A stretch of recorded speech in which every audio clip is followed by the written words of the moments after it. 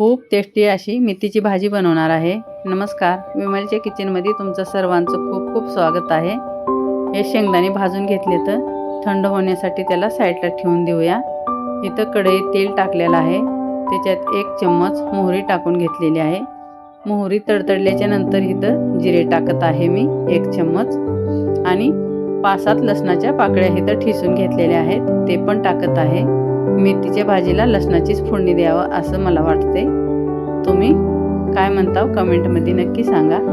आता हे थोडासा लसूण ब्राउन झाला, थोडासा हलका चेंज झाला कलर की आपल्याला मेथीची भाजी टाकायची आहे। हे 3 जोड्या मेथीची भाजी घेतलेली आहे मी आणि त्याला स्वच्छ पाण्याने धुवून घेतलेली आहे। आमच्याकडे मेथीची भाजी कापून घेत नाहीत, अशीच तोडून घेतात आणि मोठी मोठी ठेवतात। जर मेथीचा पराठा बनवायचा असलं तरच ते भाजी आम्ही कापून घेतो। दुसऱ्या टेटमध्ये जसं बिहार, ओडिसा, दुसऱ्या टेटमध्ये भाजी कापून बारीक करून घेतात, पण आमच्याकडे हे अशीच भाजी घेतात म्हणून मी तशीच तोडून बनवत आहे। आता हे आपल्याला तेलात व्यवस्थित परतून घेतल्याच्या नंतर इथं मी 1-1.5 चम्मच एवढं हिरवं मिरच्याचं वाटण केलेलं आहे आणि ह्याच्यात थोडंसं नमक आणि लसूण टाकून मिरच्या भाजून घेतले पहिलं, नंतर पिसून घेतली। हे असं वाटण मी बनवून ठेवत असते भाजीसाठी हिरव्या। आम्ही भाजी हिरवी जास्त खातो त्याच्यामुळे असं वाटण बनवून ठेवत आहे मी। आणि हे शेंगदाण्याचं कूट मी मोटार पिसून घेतलेलं आहे, ते पण टाकून घेते। मेथीच्या भाजीला शेंगदाण्याचं कूट खूप छान लागते आणि हे भाजी तुम्ही भाकरीसोबत किंवा चपातीसोबत, डाळ भातीसोबत कशासोबत बी सर्व करू शकता। अर्धा चम्मच इथं नमक टाकून घेतलेलं आहे आणि ह्याला सतत हलवत राहायचं आहे।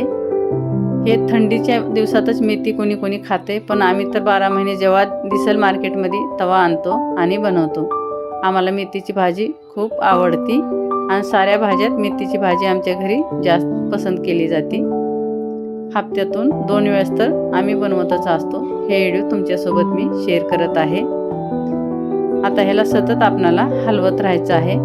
मेथीच्या भाजीला जास्त पाणी सुटत नाही, पालकाच्या भाजीला जास्त पाणी सुटते, पण मेथीला थोडंच पाणी सुटते शिजण्यापुरतं। बघू शकता मेथीच्या भाजीचा कलर किती सुंदर आलेला आहे। आता हे थोडंसं आपल्याला पाणी आटवून घ्यायचं आहे। हे भाजी तुम्ही भाकरीवर जर टाकून खाल्ली किंवा चपातीवर तर खूप छान लागते भाजी। काही लोक म्हणतात मेथीची भाजी कडवी लागते, पण मी तर कधीच असं मला महसूस झालं नाही की मेथीची भाजी कडवी लागते।